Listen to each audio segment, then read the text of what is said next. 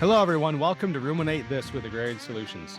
Join us as we explore ruminant nutrition and the impact of mycotoxins. Here, we challenge your curiosity and explore new industry insights and research to optimize your herd's health and performance. All right. Hey, welcome everybody to Ruminate This with Agrarian Solutions. I'm your host, Scott Zaire. And on tap today, we have a great discussion with Dr. Jack Britt. And Dr. Britt, you shared with us on a previous episode some things to think about, maybe from a macro level, global level, things we can do or need to be thinking about doing as an industry to fill the demand for increased dairy product.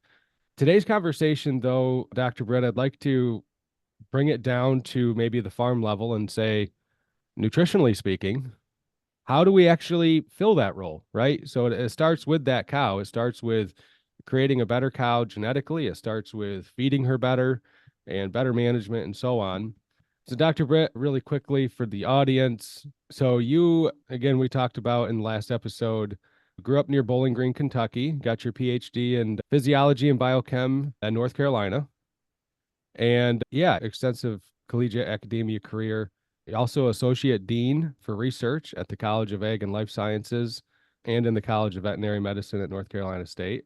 So, Dr. Britt, I mentioned some of that because I can't think of anybody to have on here better to talk about this than somebody that's had the impact on cattle nutrition and how we understand cattle than you have. And I say that with respect, obviously, because we still talk about the Britt hypothesis today a lot and in a lot of different ways. And Dr. Larry Roth, that is our vice president of nutrition, when he came on board, we were talking about inflammation, we're talking about transition success and how mycotoxins play into that. And Dr. Britt's comment to me was, well, Scott, let's go back to the Britt hypothesis. And so, yeah, I want to dive into that. And then we have some other questions that I'm going to throw at you today, too. But essentially, the Britt hypothesis. Good. The Britt hypothesis was formulated when I was speaking at a conference in Florida many years ago. And we were talking about heat stress as one of the issues. And then I got to thinking about the egg that is ovulated from a cow today. She comes in heat, she ovulates an egg today. That egg started developing in her ovaries 100 days ago. So when we look at a cow and we wonder why her fertility is low, we need to think about not what happened today or yesterday, but what has she been exposed to over the last 100 years or 100 days, days when that egg was developed. So for example, a good example of this is you breed cows in October and you don't have good fertility. Maybe even in November, the fertility is not so good. And then it begins to increase.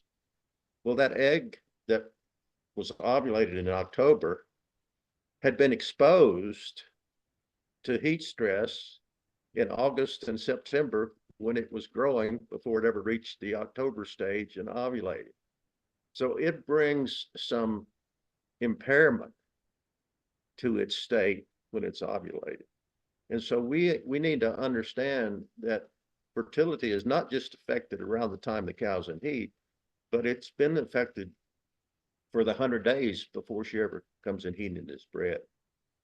And then we need to think back, what was she sick sometime? Did she have dystocia? What did she have a foot problem? Yeah. Was she in the sick cow ward?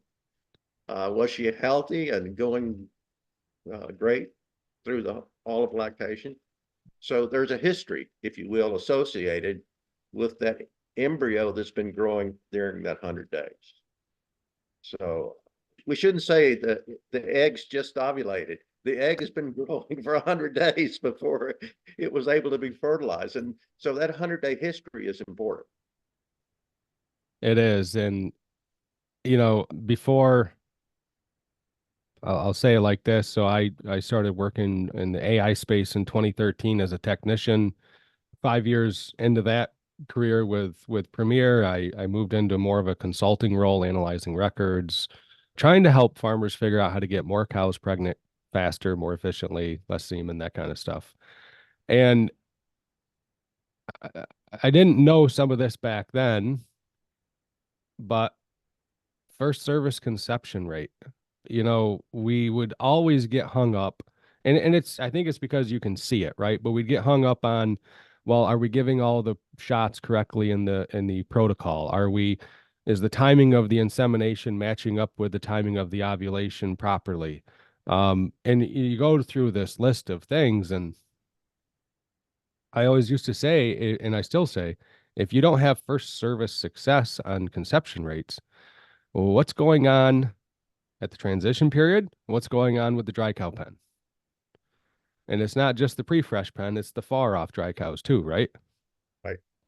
So yeah, now I understand better why.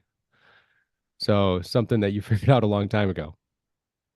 And if you think about what happens when a cow freshens, some of them will have a substantial loss in weight around that time of freshening. Yep. And that occurs regularly. Yep. We see cows, they come in a little too heavy. They're not eating enough around the time they calve, and they lose weight. And then we wonder, well, why are they not very fertile at 60 days postpartum when we breed them? It's because that egg had been developing for 40 days, and it was exposed to that loss in energy around the time of calving. And we now know that any loss of energy, body condition score around the time of calving is going to have an adverse effect on that cow that's bred at 60 or 70 days postpartum, because that egg was developing during that period and it was exposed to that body condition loss. Well, and it's backed up even more and more now too with things like rumination monitoring. Sure. So I don't mention them to pick favorites because I don't really have one, but I know some research that Cow Manager has worked on, where if you have a cow in the far off dry cow period, I'm going to say 50 days prior to calving, Sure. in that window, and she goes off feed for a day, Mhm. even if she comes right back 24 to 48 hours later, she is way more likely after calving to experience things like DAs, Sure. ketosis, Mhm. milk fever, mastitis, or repro. And it was an alarming number. I want to say like 85% more likely. Um, just from having one bad day in the dry cow program. To me that just ties in everything you just talked about. So how do we, from I guess from a management standpoint, there's a lot of things that we can do to, proper hoof care and timing of hoof care, sand beds, good floors, that kind of stuff. Um, but like you said, some of the processes, it's she needs to mobilize that energy reserve if she's not eating enough, right? She's not getting enough in her diet. She needs to do it, but there's just a lot of unintended consequences behind it. So, you talked about that cow being overweight. What if she's not overweight, Dr. Brett? What if she's actually in good condition, but she's got that sore foot and makes her not eat?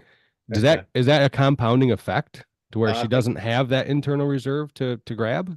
I think that that is any sort of situation, disease situation. A sore foot is a great example, because she's not only got a sore foot, she's going to be off feed for a few days. She may be not laying as much with the sore foot because she's got to get up and down. So there's several different things going on with the sore foot. And so that is all associated with her ovaries and her reproductive system and what's happening. And so, yeah, those Another good example is a cow in Florida that's heat stressed in August is going to have bad eggs until November. Yeah. Yeah. Yeah. December.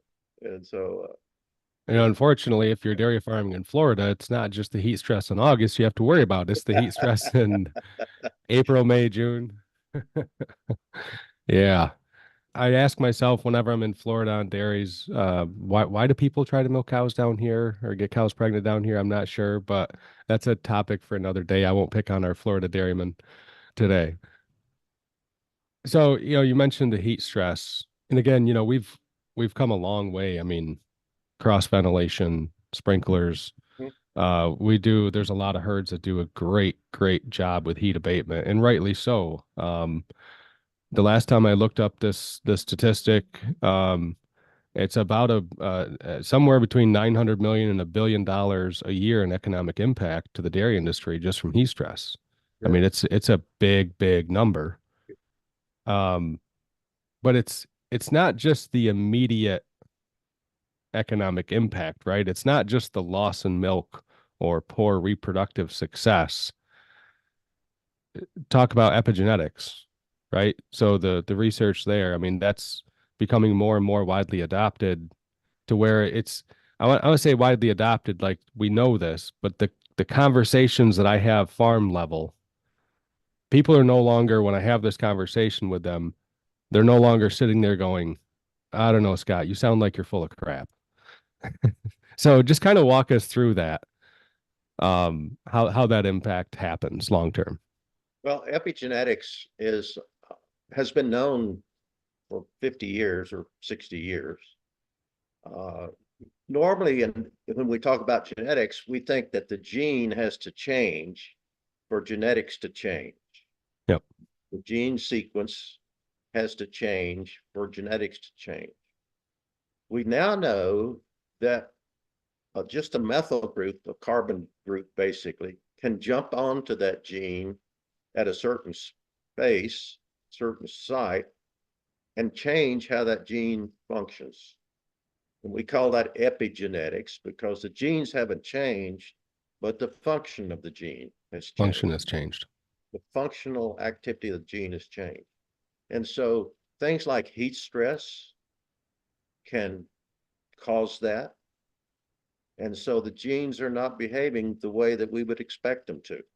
And so epigenetics, we now know that many things, feeding, heat stress, environmental influence, where they are in the country, if you will, or in the Right. Yep. all of those things are going on, and we can actually find markers on the genes that shows that. It's not a simple test, but the technology exists, and we're learning more about how do we control epigenetics. We have to do it through good management, really.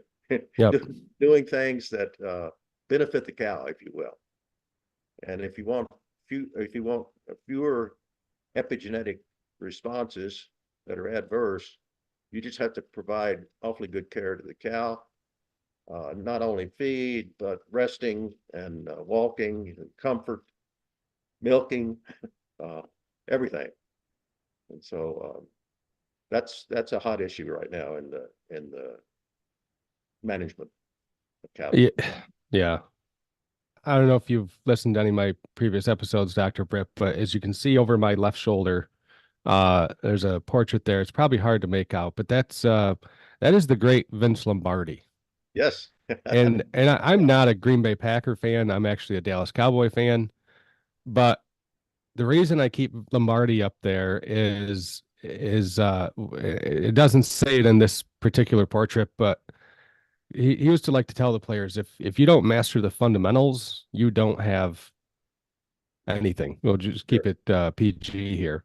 But yeah, there's a lot of those fundamentals like you just talked about with the management side of things that unfortunately it gets overlooked far too often on some dairies. And the long-term impact of that I don't think is realized. What's your thoughts there? It's interesting now, the technology exists from a company in California to monitor what's going on in the milking parlor. Every step, every person, every step. And while things may look like they're going fine, if you see a towel used on one cow and then used on the next cow, it's not going fine. And some of that's become automated now, so you can get a score. And I don't think it's, I don't think people make mistakes intentionally. They sometimes think, well, I can do it quicker if I just use this. It's not too dirty. I'll use this rag again on the next cow. But so actually training people to understand why you can't do that, why it's important to have a clean towel, why it's important to clean the teat end, not just kind of make Not just the sides. not just the side. You know, I think that if people working in the facility at the farm, in the milking parlor on the farm, they understand why they should do this, they're going to do a much better job. And that may become challenging in some cases if you've got 3 people in the parlor and they all speak a different language. Yeah. It's not necessarily easy to talk to them. And so we have to improve our methods, whether it may be pictures or drawings or illustrations that we present. I'm going to show you how. Watch my hand. Yeah. Those are things that are important for us because we really have a diverse population of people working in the milking parlors today. Well, the why. So have you ever read a book called Start with Why by Simon Sinek? Right. Yeah, so Simon, author, speaker, he's got a book called Start with Why, and he's got a theory called the Golden Circle, and it's why is in the center, and then how you do it and what you do. And when you talk about if people understand why it's important to do something, it drives home Sure. way more effectively than the result, right? It's we don't want you to clean those cows' teats because it'll make us more money. It's we need you to clean these cows' teats because the cow's health is of utmost importance, right? That's the why. Yeah, good stuff. Okay, so heat stress effect on epigenetics, but you mentioned there's other things that can cause, have an epigenetic effect. What are some of those other factors? Like, is it like lameness? Would that have an epigenetic effect? Mycotoxins? Like, what are we dealing with here? I think almost any interruption of normality, if you will. What's normal for the cow, what's expected. If you interrupt her feed intake today, if she gets a sore foot because the alleys weren't cleaned accurately or carefully, or if the bedding in the freestall is wet or dirty. We got this whole list. Another good example is being in the holding pen with 300 other cows and not enough fans or cooling there. And so she may only be heat stressed for 10 minutes 3 times a day. Well, that's 30 minutes of heat stress. That's 30 minutes of heat stress. And so we have to think broader than just what's happening this moment. Think about what happens to that cow in the last 24 hours. Yep.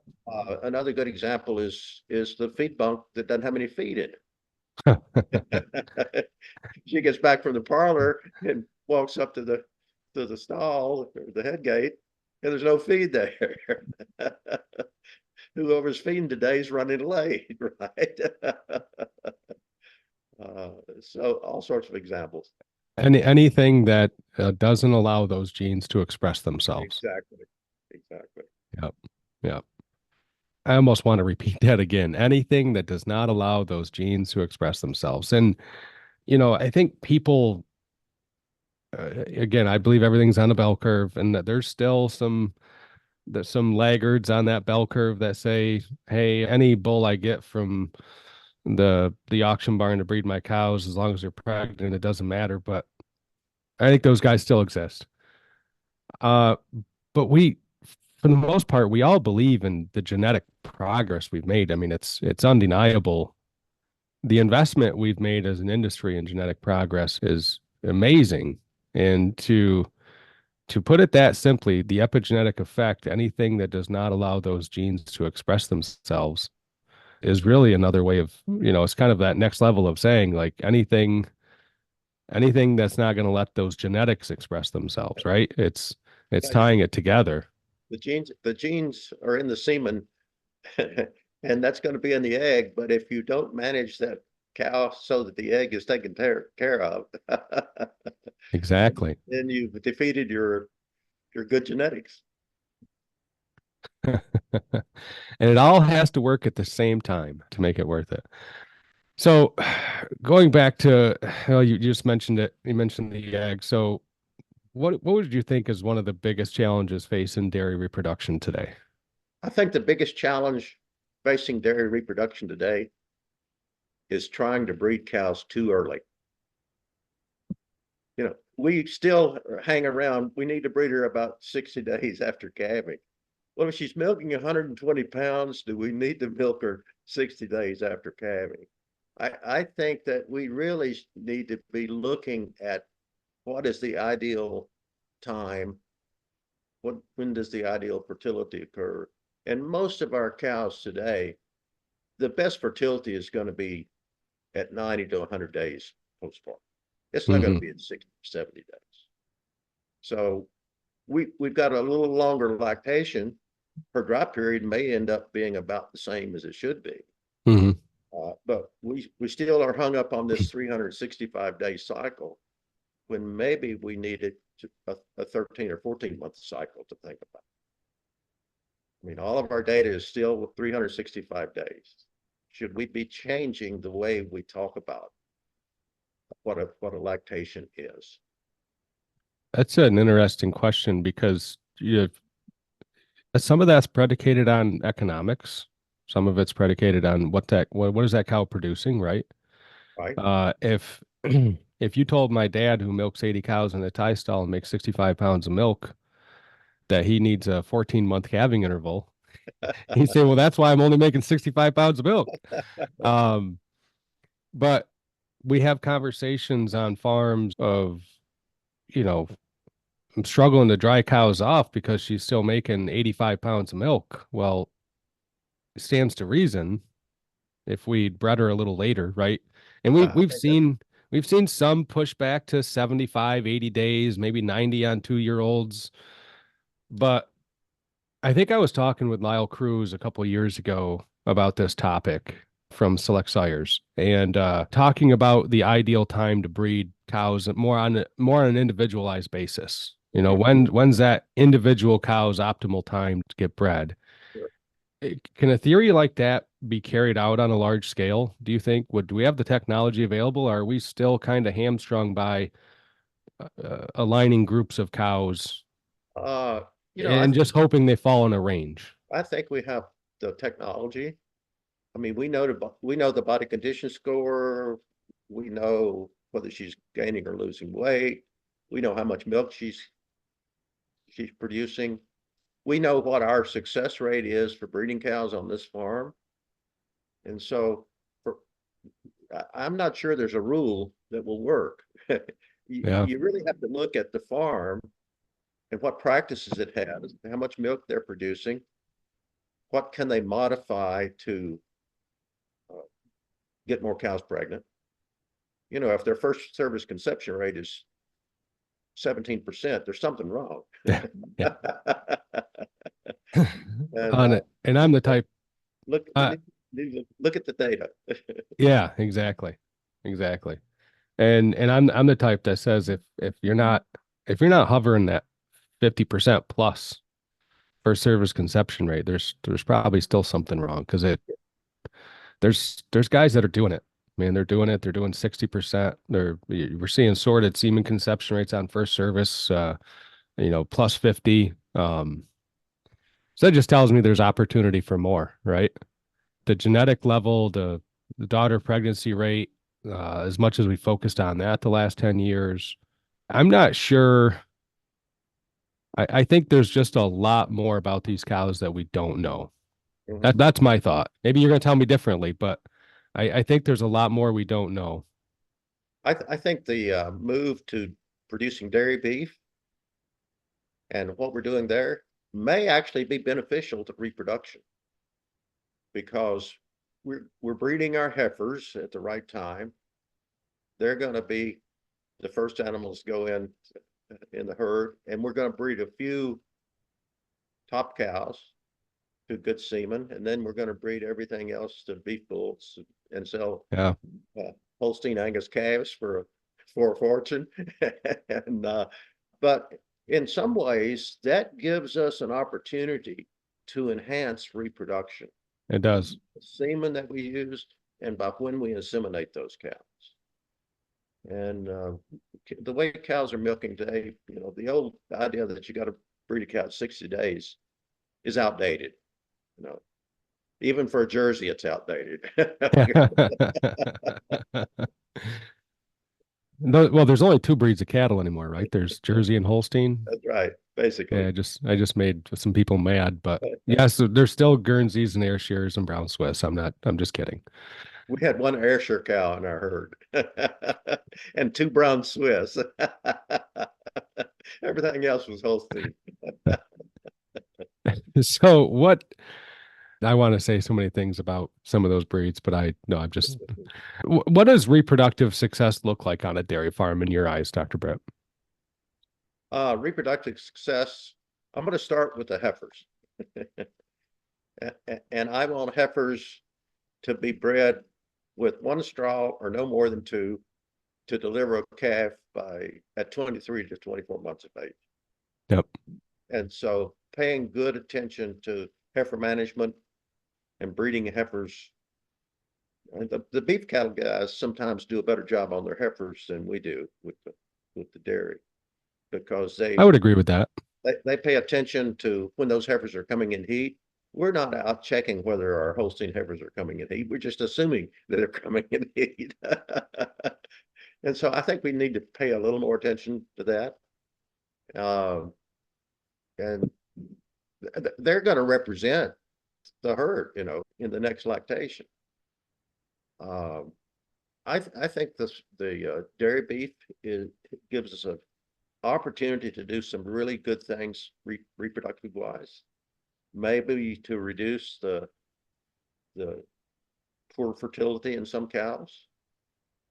I mean, pretty good evidence that if you put Angus semen in Holstein cows, you're going to get a little better fertility. Yep.